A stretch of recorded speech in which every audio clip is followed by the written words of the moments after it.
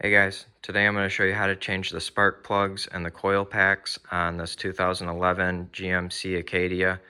This is the same as the Chevy Traverse. This has the 3.6 liter direct injection V6 engine. If this video is helpful, can you smash that thumbs up button, leave a comment down below for the YouTube algorithm? Really helps me out a lot. First thing we need to do is remove this cover. So we're going to remove the oil filter cap. Lift up on this, both sides, put this out of the way. Then we're going to replace our cap here so nothing falls in our oil. Now we're going to pull back on this little tab right here, wiggle and lift on this hose, and we can set this off to the side like that. Now we're going to loosen this clamp, and we're going to scrunch this together and pull this tube up out of the way. Now we're going to remove this hose fitting right here, push in right here, wiggle and pull. Pull this hose off from here.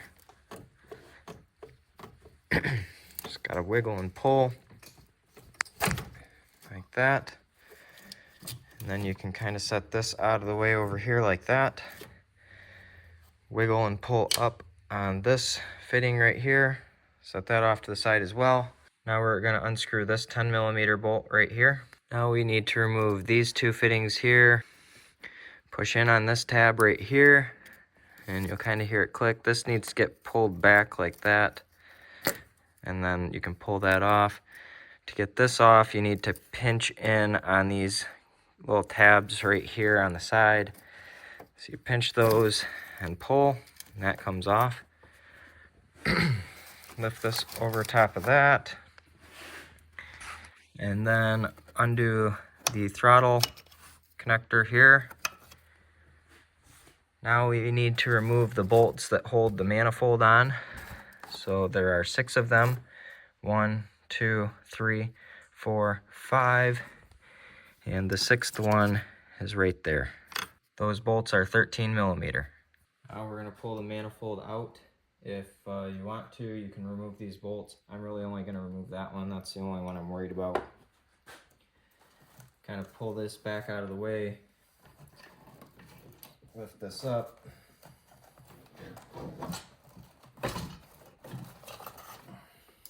We've got that up and out of the way. The intake manifold gasket may or may not come out with the manifold, but it sits right in there like that. I will have Amazon affiliate links in the description below, or if you prefer local, I've got an Advanced Auto Parts link there too, where you can get manifold gaskets, coil packs, spark plugs, and various things you might need. If you are prone to dropping things, and even if you're not, it might be a good idea to put some paper towel in these holes to make sure you don't drop anything down inside the motor. Okay, all 6 of these get changed the same way, and at this point it's pretty easy. So you're going to remove this 10mm nut right here, and remove this clip. So you push on this tab and wiggle and pull back. Okay, now we can take this bolt out. We can pull our coil pack up and out like that. To get the spark plug out, you'll need a 16mm deep well socket on an extension. You can stick it right in there and break it loose. Once you have it all the way loose, you can either stick your coil pack down in there and try to get it to stick onto the plug and pull it out, or you can get a telescoping magnet like this, and it'll just lift right out like that. Now you can take your new plug and just try as gently as you can to let it go down in the hole like that. Take your deep well and your extension, screw it back in. These do not have a crush ring around them, so once they get down, they're starting to get snug and tight. You don't need to overdo it. The German method is fine, which is good and tight. Just give it like that. You don't want to rip the threads out of the head. Somebody's going to comment, what's the gap on these?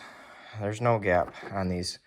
With these newer platinum and iridium spark plugs, they come pre-gapped from the factory. You do not need to gap these spark plugs. Now we just need to slide our new coil pack down here. We're gonna tighten up this bolt here. Comes with a new bolt, which is nice because ours were rusty. reattach the connector after you torque this down, and then you basically repeat that for all 6 cylinders, and then put everything back together the way you took it apart. When you are putting this back together, remember to put your new gasket in here if you need one. If your rubber still feels pliable, then it's probably fine to reuse it. I hope you found this video helpful. If you did, smash that thumbs up button. Leave a comment down below for the YouTube algorithm. Check out those Amazon affiliate links if you want to. And thanks for watching. Have a good one.